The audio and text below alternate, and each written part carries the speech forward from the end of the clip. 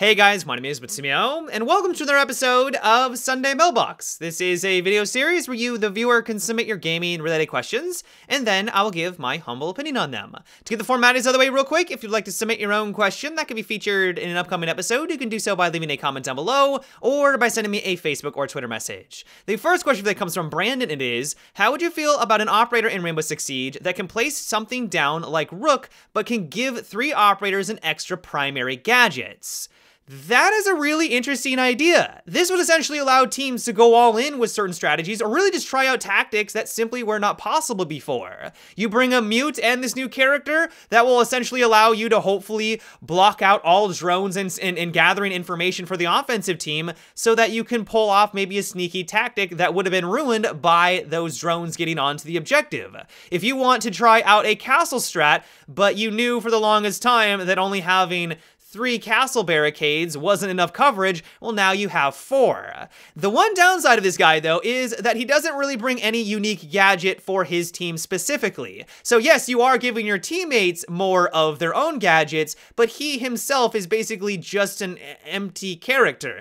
He's not really doing a whole lot other than benefiting his teammates. And so you have to weigh the pros and cons. Do we want someone to help everyone else out, or do we want to bring in a maestro and have maestro cameras scattered around the map? So that would be one limiting factor. The one issue I can think of, actually it's more about 2, is that while on paper this doesn't seem too unreasonable, having 1 extra mute jammer doesn't seem like it'd be overpowered, having 1 extra castle barricade, while really strong, doesn't seem like it'd be too OP, but we really wouldn't know unless we got our hands on it. This game evolves every single meta. We don't really know the ramifications of what would happen if you gave everyone on defense essentially 1 extra gadget to use. The reason why the game is balanced the way that it is because all of the operators have the specific number of gadgets that they have. Giving everyone 1 extra might break some of these objectives. Some of the maps may become just too unbearable for the offensive team because of unforeseen circumstances. Like, we really just do not know.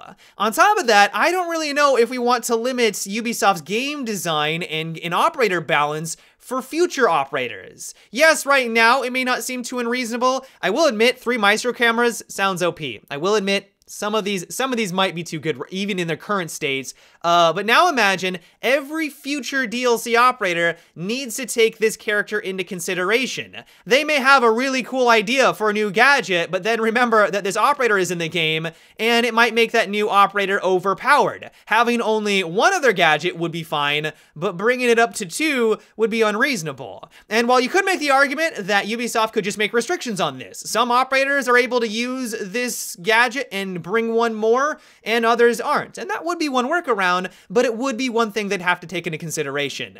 And so all in all, while I definitely think this is a very interesting concept, because the entire game is balanced around the current number of gadgets that each operator has, I feel like this would upset that balance and we would just run into problems. And for that very reason, I would be very surprised if they ever introduce someone like this into Rainbow Six Siege. The next question is, what are your thoughts on Black Ops 4 and does it have any major issues?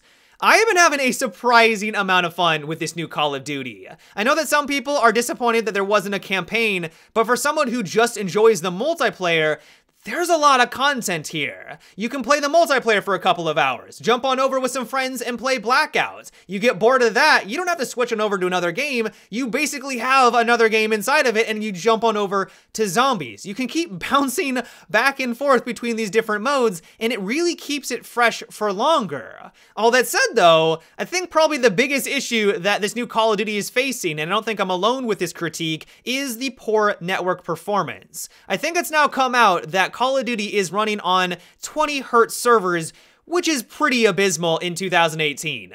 There are indie games that have better hit registration, hit notification, and really just better servers overall. If you've been playing this game so far and you're wondering why your shots are not landing, you'll be laying into someone and all of a sudden they'll just turn around and melt you in half a second, it's because of these 20 Hz servers. There are so many occasions where I try to slide behind cover and then half a second later, even though I'm clearly behind the wall, I get taken out. This is also one of the reasons why the peeker's advantage is so prominent in Call of Duty. The game is incredibly fast-paced, but because these servers are not able to keep up, you can round a corner, take someone out even before they even realize that you're there. I'm sure you guys have been on the receiving end of that as well. I think what's disappointing about all of this is that this is Activision that we're talking about. This isn't just some small indie company. Granted, there are even some indie developers that have better servers. This is Activision, a juggernaut, multi-billion-dollar juggernaut.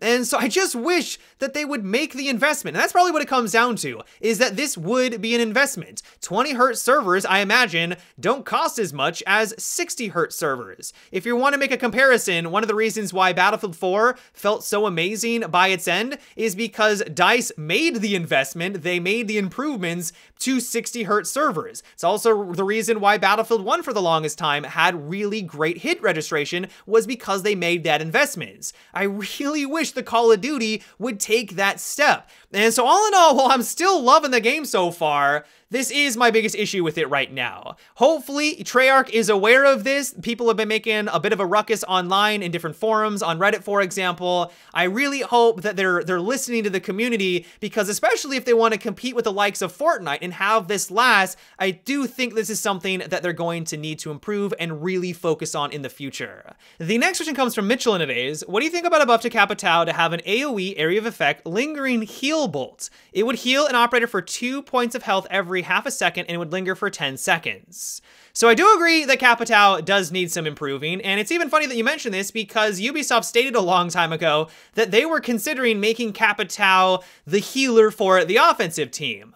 Now, we don't know how Ubisoft was going to go about it. Maybe it was just going to be like Doc, where you switch on over to the different bolt and shoot a teammate, and then that regenerates their health. Or it could have been like what you just described and merged his asphyxiating arrows into this new healing arrow, and it just has this AoE healing magic effect. I realize this makes no realistic sense, but a lot of operators in this game have not a whole lot of basis in reality, or at least they stretch that reality, and so your idea could have been the way that they improved or just made him the healer.